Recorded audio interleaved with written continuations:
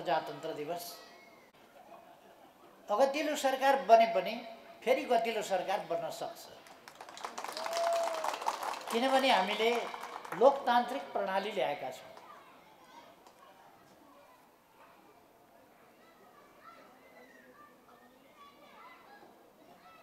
स्वाभाविक हो, प्रतिक्रियावादी शक्तिहरू चुप लागेर बस्दैन, सजिलै पराजय स्वीकार्दैन। तिनीहरूले षड्यन्त्र टिक्णम जालझेल गरिरहन्छ। तर तिनीहरूले सत्ता प्राप्त गरे पनि काम गर्न सक्दैन, राम्रो गर्न सक्दैन, नराम्रो मात्रै गर्छन्। त्यसकारण ती लोकप्रिय हुन सक्दैन। नेकपा एमालेको सरकार ढाले, त्यो सरकारले राम्रा काम गर्यो। यदि सरकार ढालेन भने हामी फेरि फर्केर आउन सक्दैनौँ भन्ने त्रासले उनीहरूले सरकार ढाले। त्यस इखले उनीहरूले त राम्रो काम गर्नु पर्थ्यो नि, राम्रो काम गर्न सकेन। अहिले कस्तो भएको छ,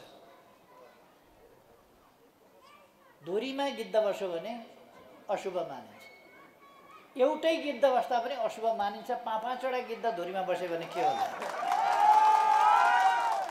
देशको हालत? त्यस्तै भएको छ। अघि नै भन्नु नि, 1400 बाटा काटे, 1200 बाटा काटे, 12 करोड बजेट काटे। थप्ने त गर्नै सक्दैनन् त यिनीहरू, काट्ने नै मात्रै हो। बजेट काट्ने, बाटा काट्ने, अस्पताल काट्ने, बनाउन नदिने। बनाउन खोज्यो भने कुनै डाक्टरले राम्रो काम गर्यो भने लखेटिहाल्ने। भक्तपुरतिर पनि त्यस्तो भएको होला। कुनै डाक्टरले राम्रो काम गर्यो भने लखेटिहाल्ने, कुनै प्रशासकले राम्रो काम गर्यो भने लखेटिहाल्ने, कुनै प्रहरीले राम्रो ड्युटी गर्यो भने लखेटिहाल्ने, कुनै शिक्षकले राम्रो पढायो भने लखेटिहाल्ने, कुनै प्रोफेसरले राम्रो गर्यो भने लखेटिहाल्ने। यो उनीहरूको मति हो। तर चिन्ता मान्नु पर्दैन, चिन्ता मान्नु पर्दैन। किनभने लोकतन्त्र देशमा आएको छ, प्रजातन्त्र आएको छ, र प्रजातन्त्रमा जालझेल षड्यन्त्र टिक्णम गरेर कब्जा गरिहाल्यो भने पनि त्यो टिकाउन सक्दैन। फेरि फर्किएर जनताको राज आउँछ। आजको यस विशेष दिनमा 72औं प्रजातन्त्र दिवसको उपलक्ष्यमा म आजको दिन ल्याउन आफ्नो जीवन बलिदान दिने ज्ञात अज्ञात तमाम शहीदहरू, त्यसमध्ये हामीलाई ज्ञात भनेका वीर बाँकादेखि लिएर लखन थापादेखि लिएर 97 सालका शहीदहरूदेखि लिएर विद्रोहको झन्डा बोकेर जल समाधि लिने योगमाया र उहाँको समूहदेखि लिएर 7 साल, त्यसपछि 29 सालमा झापामा जेलबाट निकालेर मारिएका शहीदहरू, नखुमा जेलबाट निकालिएर मारिएका शहीदहरू, गोलघरबाट 2035 सालमा माघ 25 गते निकालेर लगेर गोली हानिकन मारिएका शहीदहरू लगायत तमाम शहीदहरूप्रति हार्दिक एवं भावपूर्ण श्रद्धाञ्जली अर्पण गर्न चाहन्छु। यस विशेष दिनमा हामी उहाँहरूबाट प्रेरणा प्राप्त गर्छौँ। उहाँहरूका सपनाहरू, उहाँहरूका सपना ढाँट सपनाहरू होइनन्, जीवन दिएर उहाँहरूले केका लागि सपना देख्नु भएको थियो भन्ने कुरा उहाँहरूले आफ्नो जीवन बलिदान दिएर देखाएको निष्ठाबाट प्रमाणित हुन्छ। भनेर मात्रै प्रमाणित हुँदैन, कामबाट प्रमाणित हुन्छ। उहाँहरूले देख्नु भएको सपना सुन्दर भविष्यको थियो, देशको रक्षाको थियो, देशको विकासको थियो, देशको उपलब्धिको थियो, समृद्धिको थियो। उहाँहरूले देख्नु भएको सपना सर्वे भवन्तु सुखिनः सर्वे सन्तु निरामयाको थियो। सबै सुखी हुन्, सबै सुखी हुनु पर्दछ, कतै गरिबी नरहोस्, त्यो थियो। आज उहाँहरूका सपना साकार पार्नका लागि हामीले समृद्ध नेपाल, सुखी नेपालीको राष्ट्रिय आकांक्षा त्यसलाई सूत्रबद्ध गरेका छौँ। नेपाली के चाहन्छन्? नेपालको राष्ट्रिय आकांक्षा, नेपालको साझा आकांक्षा, सबै नेपालीले चाहेको कुरा के हो भन्दा नेपाल समृद्ध होस्, विकसित होस्, सामाजिक न्याय र समानता सहितको समृद्धि होस् र नेपाली जनता शान्तिपूर्ण भयरहित वातावरणमा सम्मानपूर्ण ढङ्गले सुविधा सम्पन्न जीवन सुखपूर्वक बाँच्न पाऊ। अभाव के हो, दरिद्रता के हो, भोकमरी के हो नहोस्। यहाँहरूलाई थाहा छ, पहिलोपल्ट 72 सालमा सरकारमा जाने बित्तिकै मैले घोषणा गरेँ, नेपालमा कोही भोकै पर्दैन, कोही भोकले मर्दैन। सरकारको नीति मैले त्यति बेरै घोषणा गरेँ, कोही भोकै पर्दैन, कोही भोकले मर्दैन। किनभने यो नेपाल, किनभने त्यति बेला मैले घोषणा गर्दा नेपाली जनताको सरकार थियो। जाडोले कठाङ्ग्रिएर कोही मर्नु परेन। हामीले एउटा नियम नै चलायौँ, मङ्सिरमा तराईमा कम्बल बाँडिसक्ने, पहाडमा ज्याकेट बाँडिसक्ने गरिबहरूका लागि। यसपल्ट मङ्सिर आयो कि पुस आयो कि माघ आयो कि मान्छे जाडाले कठाङ्ग्रियो कि मतलबै छैन नि। 5 जना कोठामा भेला भएका छन्, गार गुरगुर, गार गुरगुर, गार गुरगुर, गार गुरगुर। एउटा ग्यार गर्छ, अर्को मुर गर्छ, अर्को जाउँ त म बालकोट जाउँ जाउँ भन्छ, अर्को जान्छौ भने जाऊ भन्छ, अर्को होइन नजाऊ नजाऊ भन्छ, अर्को जुरुक्क उठ्छ, अर्काले बसाउँछ फेरि ल्याएर। हिउँद लाग्यो कि बर्खा लाग्यो कि पानी लाग्यो कि झरी भयो कि पहिरो गयो कि बाटो भत्कियो कि केही थाहा छैन।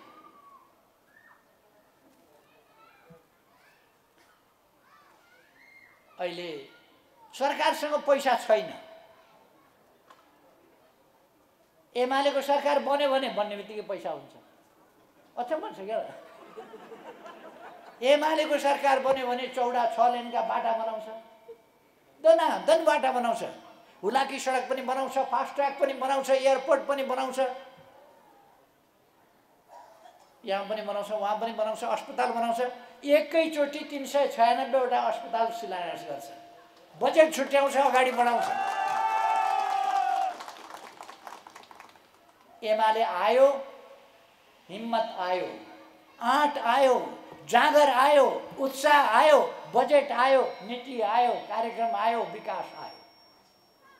एमाले गयो, सबै कुरा गयो। त्यो हामीले देखेकै छौँ। अब हामीले 72औं प्रजातन्त्र दिवस आज मनाउँदैछौँ। हामी चर्चा गर्छौँ विकासका, हामी काम गर्छौँ विकासका। सरकार परिवर्तनको, कसलाई ढाल्ने, कसलाई के गर्ने, मुद्दा हाल्न जाने, अदालत कुद्ने, अख्तियार कुद्ने, कुनै कता कुद्ने, यस्ता खालका काम हामी गरिरहेका छैनौँ। आज पनि हामी के को चर्चा गर्दैछौँ?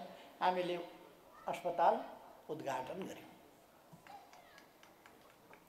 अस्पताल उद्घाटन गर्यौँ,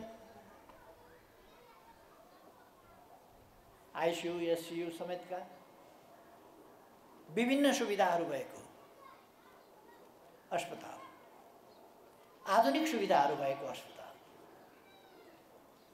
अनुभवी दक्ष योग्य चिकित्सा कर्मीहरू भएको, उत्कृष्ट ज्ञान क्षमता भएका प्राविधिकहरू भएको, प्राविधिकहरूलाई आवश्यक पर्ने उपकरणहरू भएको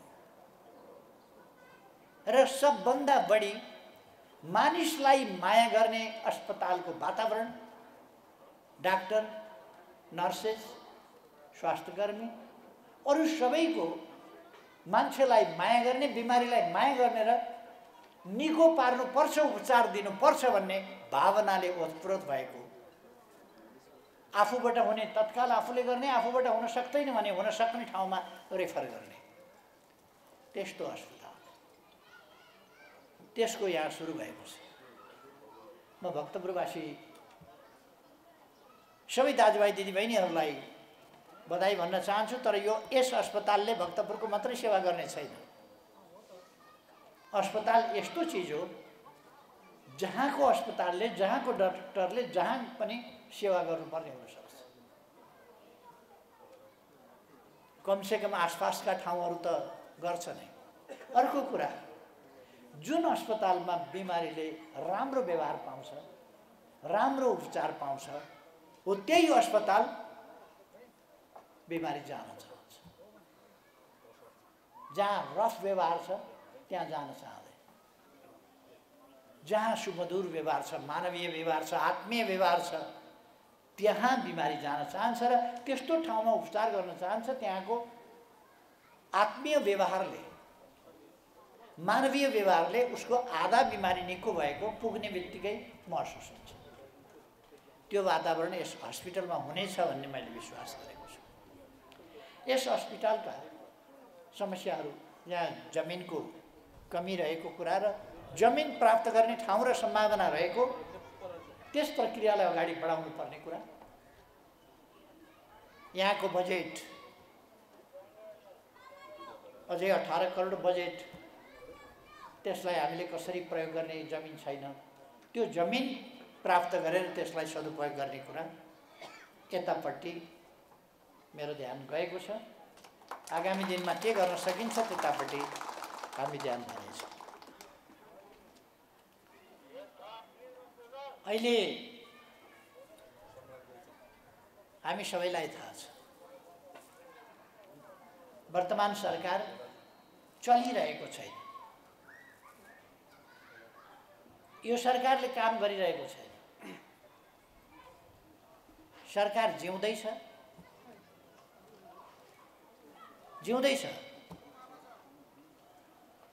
तर सरकार चटपटी पटाउँदैन, केही गर्दैन, अलिअलि चटपट त्यसले उपद्रव गर्छ केही न केही। त्यस खालको स्थिति देशमा छ।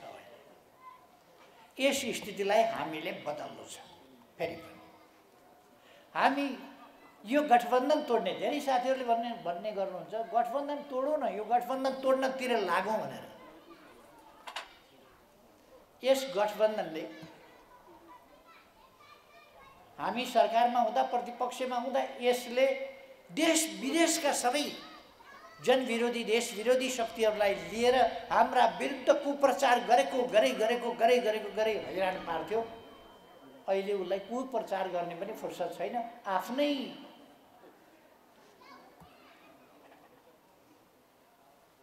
आफ्नै आन्तरिक खिचलोमै रुमलिएको छ।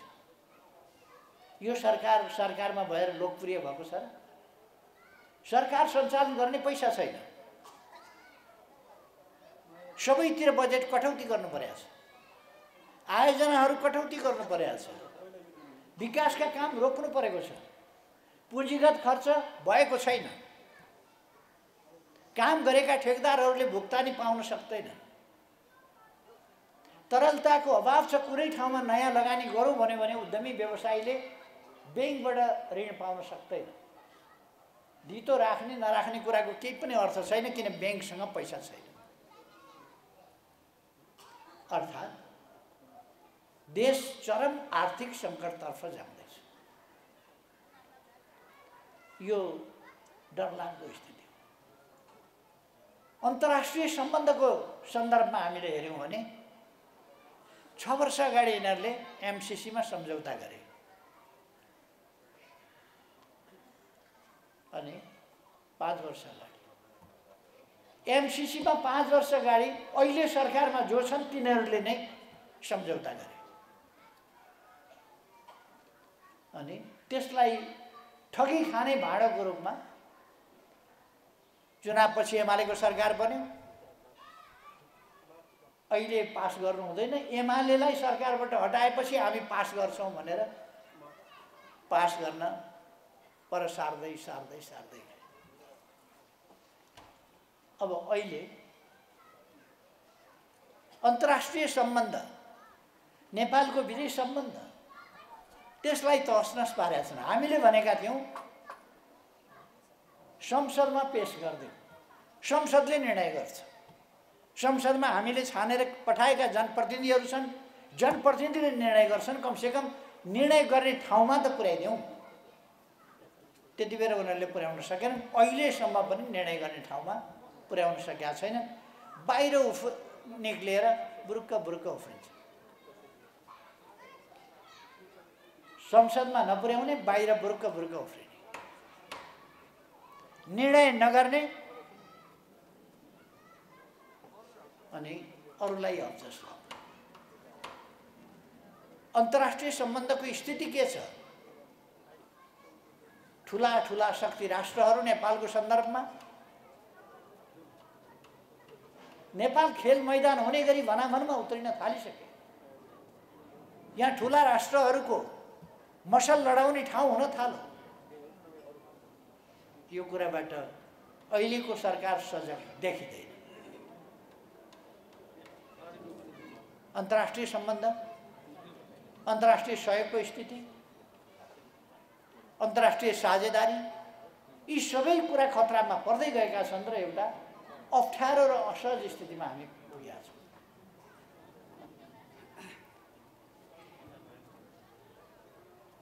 मैले देशको अर्थतन्त्रको स्थिति भने, विदेश सम्बन्धको स्थिति भने, आन्तरिक परिचालन के छ? यसलाई मुद्दा लाउने, उसलाई मुद्दा लाउने, उसलाई मुद्दा लाउने। गठबन्धनवालाहरूले अस्तिका दिन म समेत कतिजनाको विरुद्धमा एउटा कागज लिएर पुगेका थिए अख्तियारमा भन्ने सुने। कुख्यात भ्रष्टाचारीहरूको सरकार छ, दुनियाँलाई थाहा छ। त्यस्तो सरकारका, त्यस्तो गठबन्धनका मान्छेहरू मेरा विरुद्ध उजुर लिएर हिँड्ने भ्रष्टाचारी, जसले आफ्नै घर सङ्घ संस्थालाई दान गरेर भाडा मात्रै तिर्नु पर्दैन, बाँचिन्जेल बस्न पाएको छ। त्यो शर्तमा सङ्घ संस्थालाई दान गरेको छ, उसले भ्रष्टाचार गर्यो। घर बनाउन भ्रष्टाचार गर्यो भने भएको घर दान गरिदिएको छ। अनि के का लागि भ्रष्टाचार गर्छ? अर्को, मलाई मूर्खहरू भ्रष्टाचार गर्छ। वास्तवमा भ्रष्टाचारीहरू भनेका मूर्खहरू। भ्रष्टाचार गरेपछि तिनलाई पहिलो समस्या पर्छ पैसा कहाँ लुकाउने। कसैले थाहा पायो भने के हुने, लुकाउन कसैलाई दियो त्यसैले खाइदियो भने के हुने। अनि तिनलाई निन्द्रा लाग्न छोड्छ, भात रुच्न छोड्छ,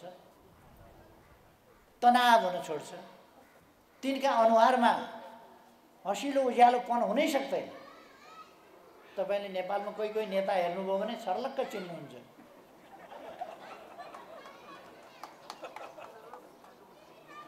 तिनको अनुहारमा प्रसन्नता हुँदैन।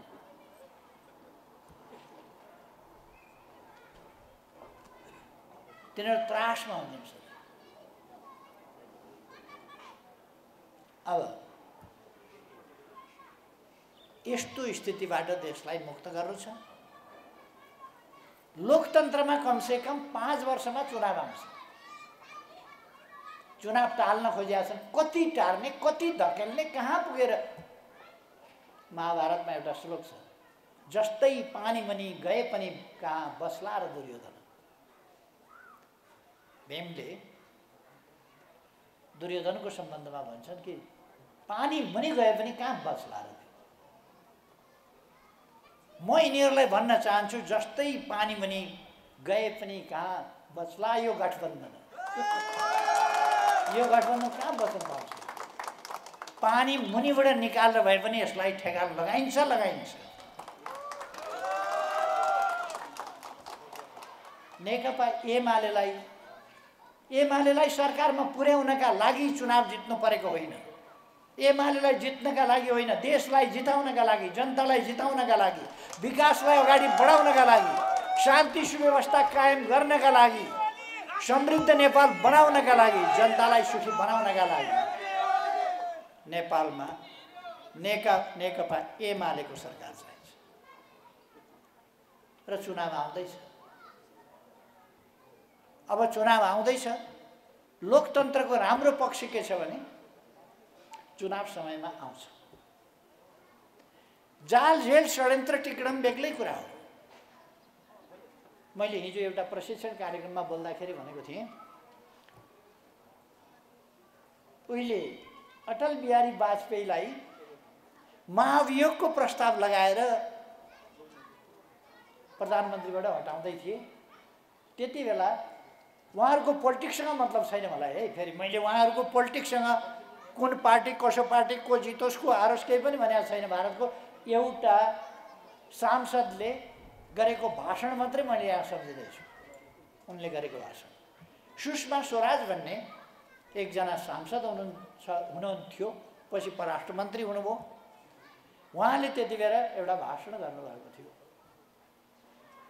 राम बलवान हुनुहुन्थ्यो, शक्तिशाली हुनुहुन्थ्यो, भगवान हुनुहुन्थ्यो, बलवान हुनुहुन्थ्यो, भगवान हुनुहुन्थ्यो, शक्तिशाली हुनुहुन्थ्यो, सबकुछ हुनुहुन्थ्यो। कसैले पनि उहाँलाई केही बिगार्न सक्दैनथ्यो। ज्ञानमा, विद्वतामा, विद्यामा, शास्त्रमा, शस्त्रमा, लडाइँमा र उहाँ सत्यका पक्षमा हुनुहुन्थ्यो। दशरथको छोराको हिसाबमा उहाँले गद्दी पाउनु पर्थ्यो। न्याय उहाँको पक्षमा थियो। तर एउटी मन्थराले षड्यन्त्र गर्दा राम जस्ता बलवान शक्तिशाली भगवान 14 वर्ष जेल जानु पर्यो। षड्यन्त्र भने त्यस्तो कुरा। लडेर त मन्थराले रामचन्द्रलाई 14 वर्ष वनवास पठाएको होइन, षड्यन्त्रबाट। महाभारतमा अर्जुन भीम जस्ता गाण्डीवधारी गदाधारी त्यस्ता बलिष्ठ विद्वानहरू, लडाकुहरू, योद्धाहरू, महायोद्धाहरू ती छँदा छँदै धर्मराज युधिष्ठिरको न्यायोचित गद्दी एउटा शकुनीको षड्यन्त्रले खोस्यो र उनीहरू 12 वर्ष वनवास, 1 वर्ष गुप्तवास जानु पर्यो। बलले होइन, बुद्धिले होइन, लडाइँले होइन, षड्यन्त्र।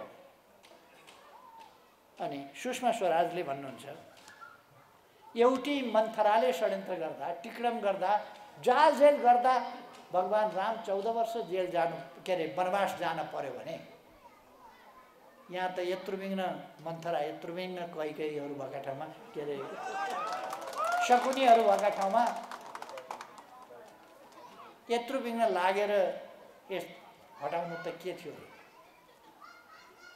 मैले नेपालमा दोहोऱ्याइरहनु पर्दैन। नेपालमा पनि यति धेरै मन्थरा, यति धेरै शकुनीहरू भएका ठाउँमा केपी ओली प्रधानमन्त्रीबाट हट्नु कुन सा ठुलो कुरा हो। तर फेरि चुनाव आउँछ। यहाँ 14 वर्ष पर्खिनु पर्दैन, बढीमा 5 वर्षको कुरा हो। 3.5 वर्ष चलाइसकेर 3.5 वर्ष यिनीहरूले हल्लाउँदा हल्लाउँदै ठिक भयो, जरा हल्लाउँदा हल्लाउँदै ठिक भयो, हाँगा हल्लाउँदा हल्लाउँदै ठिक भयो। 3.5 वर्ष बल्ल 3.5 वर्षमा ढाल्न सके। 1.5 वर्ष मागेर 1.5 वर्षभित्र चुनाव आउनु पर्थ्यो। 6 महिना गइसक्यो, अब 1 वर्षभित्र चुनाव आउनै पर्छ। बसवा पानी मुनि गए पनि कहाँ, यो स्वार्थी गठबन्धन यो कहाँ बच्छ, बच्न सक्दैन। त्यसैले अब त बढीमा 1 वर्ष हो यिनको आयु। संसारभरिका ज्योतिषीलाई एकै ठाउँमा राखेर सोध्यो भने पनि त्यही भन्छन्, बढीमा 1 वर्ष हो यिनको आयु। यो सरकारको आयु। त्यसो भएर अहिले म धेरै समय नलिउँ। साथीहरू, त्यो मान्छेको जात पनि अलिकति कस्तो हुन्छ भने नि, एकोरिएपछि एकोरियो, एकोरियो, एकोरियो। यो पूर्वतिर हाम्रोतिर उहिले चलन थियो, मेला लाग्थ्यो। त्यो मेलामा उरनठेउला केटाहरू हुल बाँधेर जान्थे। अनि लुकाएर यसो सिन्दुर चाहिँ खल्तीमा हालेर यसो गरेर जुम्सो जस्तो भएर जाने। अनि राम्री केटी देखेपछि छ्वास्स टाउकामा सिन्दुर फ्याँकिदिएर गुड्डु भाग्ने। के भयो भन्दा भन्दै उहाँ पुगिसक्यो, के भयो भन्दा भन्दै ड्रिल परि कुदिसक्यो। दाजुभाइहरूले सोद्धा सोद्धै के भयो भन्दा भन्दै सिन्दुर फालिदियो। कसले फालो। अनि माइतीहरू भोलिपल्टदेखि पर्सिपल्टदेखि एकछिन रिसाए, के गरे, त्यसपछि सिन्दुर त हालिहाल्यो, कहाँको कसले सिन्दुर हाल्यो त्यो पत्ता लगाउनु पर्यो भनेर अनि खोजेर चेली जिम्मा लाउने। अब यो कहिले माकुनेले सिन्दुर हालिदिएछ झुक्याएर छ्वास्छ पारेर, कहिले प्रचण्डले छ्वास्छ सिन्दुर हालिदिएछ, कहिले काङ्ग्रेसले उहिल्यै सिन्दुर छ्वास्सै हालिदिएछ। आजको जमानामा पनि त्यस्ता कुरामा भर परेर हुन्छ। हामी माइतीहरू सिन्दुर कसले हालो भनेर खोजेर जिम्मा लाउनु होइन। आउनुहोस् हाम्रा चेलीहरू, हाम्रा साथीहरू सबै तिनीहरूले लगाएका झुक्क्याएर हालेका सिन्दुरको छोडिदिनुहोस्, सदस्यता फ्याँकिदिनुहोस्, यहाँ आउनुहोस्, लक्स साबनले लगाउनु आउनुहोस्। यो झुक्क्याएर हालेका सिन्दुरका पछाडि लाग्न काम छैन। सदस्यता फ्याँकिदिनुहोस्, नेकपा एमालेमा आउनुहोस्, देश बनाउने अभियानमा लाग्नु, झुक्क्याएर होइन। जे पनि झुक्क्याएर गर्ने। संसदबाट नसकेपछि विश्वमा कहीँ नभएको अदालतमा गएर मुद्दा जितेर सरकार बनाएको कहीँ सुनेको छ? चुनाव किन गर्नु पर्यो? जनतामा किन जानु पर्यो? संसद किन चाहियो? फलानाले मुद्दा जितेर ल्यायो। सर्वोच्च अदालतबाट बाजा गाजा बज्दै एउटा जन्ती निस्कियो। के को जन्ती आयो? यो सर्वोच्च अदालतबाट बाजा बजाउँदै, यो त ठाउँ त त्यस्तो होइन भने अब सरकार लिएर आएछ, मुद्दा जितेर सरकार लिएर आयो सर्वोच्च अदालत। यस्तो गजब नेपालमा हुन्छ। तर म साथीहरूलाई फेरि भन्न चाहन्छु, यहाँ लोकतन्त्र छ, 5 वर्षभित्र चुनाव हुन्छ, अब बाँकी 1 वर्ष छ। अदालत कसैको केही लाग्दैन। अब फैसला जनअदालत, अब जनअदालतले फैसला। माओवादीले 4 जना राखेर जनअदालत भन्थ्यो, हामी 4 जना होइन, 3 करोड नेपालीका सामनेमा जनअदालत। त्यसको तयारी गरौँ साथीहरू। यस्तो हस्पिटलहरू, एमाले आयो, हस्पिटल आयो, एमाले आयो, विद्यालय आयो, कलेज आयो, युनिभर्सिटी आयो, विकास निर्माण आयो। सुरुङ बाटाहरू कल्पना गरेका थिएन होला कसैले। हामीले सुरुङका बाटाहरू अब सुरु गरेका छौँ। यतै सुरुङ उतै सुरुङ योजना छन्।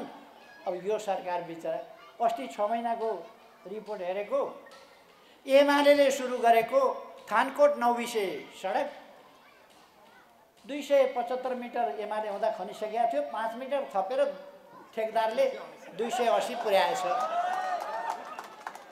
ठेकदारले 5 मिटर थप्यो। सरकारका काम 100 दिनका सरकारका काम के हो भनेर 88 दिनमा सरकार बनाएको। सर्वोच्च अदालतबाट बाजा बजाएर ल्याएको 88 दिनपछि दुलाई फेला परी। यो यस्तो सरकार। त्यसो भएर म आग्रह गर्न चाहन्छु, अब हामी देश बनाउने सरकारको तयारी गरौँ, यसमा जुटौँ। अरूतिर अल्मलिएका साथीहरूलाई नअल्मलिन एमालेमा आउन म आग्रह गर्न चाहन्छु। शिक्षक कर्मचारीहरू निष्पक्ष ढङ्गले काम गर्नुहोस्। अवश्य तपाईँहरूलाई एमाले मनपर्छ, एमालेको माया लाग्छ, के गर्नुहुन्छ भन्नुभयो।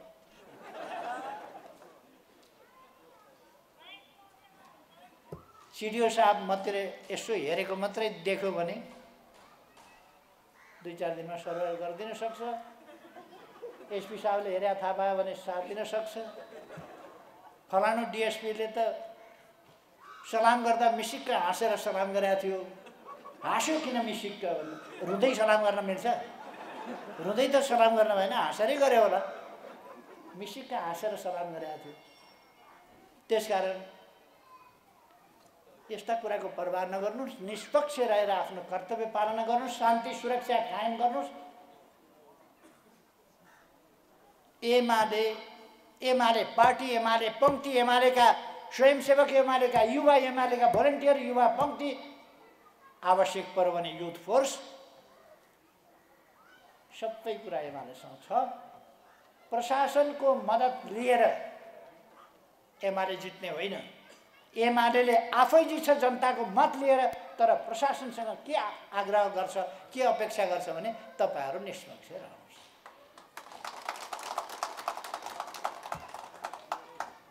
अब मैले धेरै समय नलिउँ, म साथीहरु सबैलाई धेरै धेरै धन्यवाद भन्न चाहन्छु। यो सूर्य विनायक नगरपालिकामा स्थापना भएको छ हस्पिटल, अत्यन्तै राम्रै चलोस् र यसले जनतालाई अत्यन्तै उच्च स्तरीय सेवा दिन सकोस्। जनतालाई सेवा दिएर जनताको आशीर्वाद प्राप्त गर्न सकोस्। जनताको आशीर्वाद भन्दा माथिको कुरा केही छैन, त्यो भन्दा माथिको कुरा केही छैन।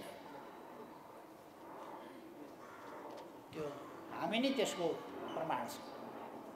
जनताको आशीर्वाद बाहेक हामीसँग केही पनि छैन, तर जनताको आशीर्वादले पुगेको छ। सुन्छु अरूको चुनावमा कति करोड खर्च हुन्छ अरे, के करोड खर्च हुन्छ अरे। म बिहान घरबाट खाना खाएर निस्किन्छु, अथवा खाना नखाइकन निस्कियो भने गाउँमा भोज भतेर जस्तो गरेर दिदीबहिनीहरूले, दाजुभाइहरूले खाना बनाएको हुन्छ, त्यहाँ नाचगान चढेको हुन्छ, खाना खाएको हुन्छ, ती खाना खाइन्छ, बेलुका फेरि कार्यक्रमहरू गरेर घर फर्किन्छ। हामी मतदाता किन्दैनौँ, केही किन्दैनौँ, अनावश्यक खर्च गर्दैनौँ। जित्या पहिलोपल्ट चुनावमा मलाई पार्टीले 200 रुपियाँ दिएको थियो बसको टिकट काट्नु भनेर जानुलाई। जितेपछि आउन चाहिँ के गर्ने भन्ने कुरा बताएन। निर्वाचन क्षेत्रमा जान टिकट काट्नलाई 200 रुपियाँ दिएको थियो, 180 रुपियाँको टिकट काटेँ। मोङलिङमा एउटा साथी भेटियो, त्यसैले खाना खुवायो, फेरि 20 रुपियाँ बाँकी थियो। चुनाव सिद्धिएपछि के हो मान्यजी, यत्रो चुनाव सिद्धियो, पैसाको दमडी मान्नेका हातमा देखिएन भने त्यस्तै हो। छन् त मसँग 20 रुपियाँ जति छ भने 20 रुपियाँ निकालेर 5-7 जना थियौँ, चिया खाइयो। त्यो 20 रुपियाँ पनि बच्यो, किनभने 1 रुपियाँ कप कि कसो थियो कि 50 पैसा कप थियो त्यति बेला चिया। त्यसैले 5-7 जना थियौँ, त्यसमा पनि त्यो पैसा बच्यो र 4-5 रुपियाँ खल्तीमै लिएर काठमाडौँ फर्किएको थियो। जनताको आशीर्वादले हामी अगाडि बढ्ने हो, जनताको साथ सहयोगले हामी अगाडि बढ्ने हो, षड्यन्त्र गरेर होइन। जनताको आशीर्वाद लिने र जनताको आशीर्वाद अर्काले खोसेर लान नपाओस् भन्ने कुराको तयारी गर्ने, यस काममा जुट्न म सबै साथीहरूलाई आग्रह गर्न चाहन्छु। भक्तपुरवासीहरूलाई बधाई भन्न चाहन्छु। तपाईँहरूको ठाउँमा हस्पिटल बनेको छ, यो हामी सबैको हो। सबैले यसलाई मद्दत गरौँ, सबैले यसलाई अगाडि बढाउँ, यसलाई सफलतातर्फ लैजाउँ। मलाई आज यस कार्यक्रममा बोलाउनु भयो, धेरै धेरै धन्यवाद छ साथीहरूलाई। धन्यवाद।